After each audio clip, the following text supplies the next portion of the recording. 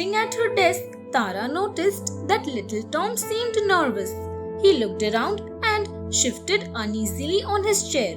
Tara looked down and realized Tom had wet his pants. She understood that he was afraid of their other classmates finding out. Now Tara was a sweet and caring dino. Tom and Tara were not very good friends, but that didn't mean she wouldn't help. Calmly, she explored all possibilities in her head. Should I tell the teacher? Or should I talk to Tom? Or should I turn a blind eye to it? Then she decided on a plan. Sweet Tara poured water from her bottle on the floor and on herself and immediately stood up and exclaimed, "Oh no, I am sorry, Tom. I spilled water all over you." Surprised at first, Tom understood everything and gave Tara a big smile and whispered a thank you to her.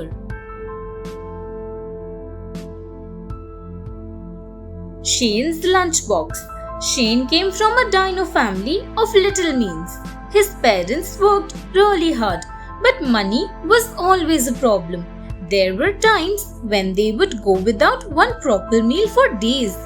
Unfortunately, today was one of those days. Shane was in school and the bell rang to announce the lunch hour. Shane opened his lunchbox to find it empty. Afraid of other dinos finding out, he quickly left the classroom to walk around for the rest of the hour. When Shane returned to his desk and started putting away his lunchbox, he noticed it was heavy. He opened the box to find an assortment of food items in it. Shane smiled his widest smile and looked at his teacher. She smiled and said, "Just a little bit from each of us gave you a whole. A little goes a long way, only if we are willing to help."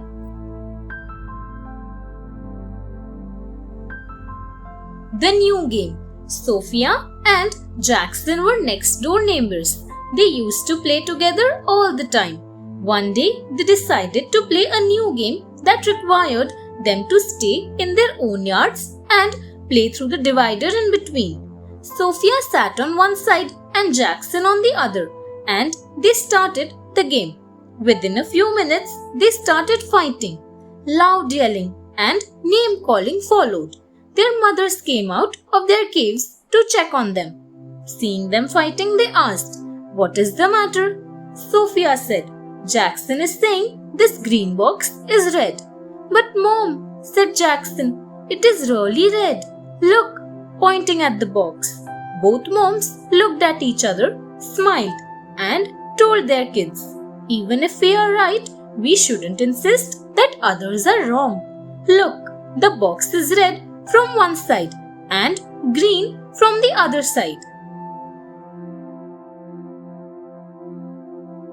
Storyteller Daniel.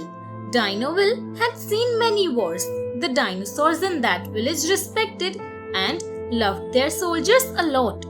Well aware of this fact, Daniel posed as a war veteran and used his storytelling skills for his benefit.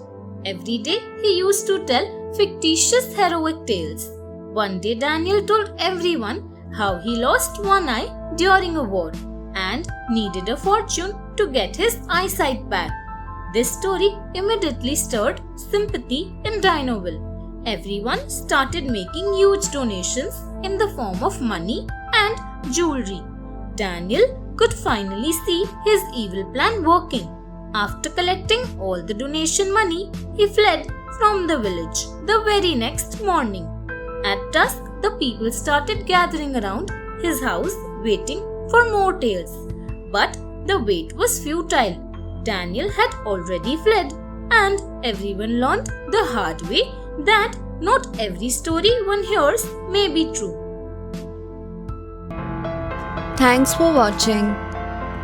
Do like, share, subscribe to Sahil Book House.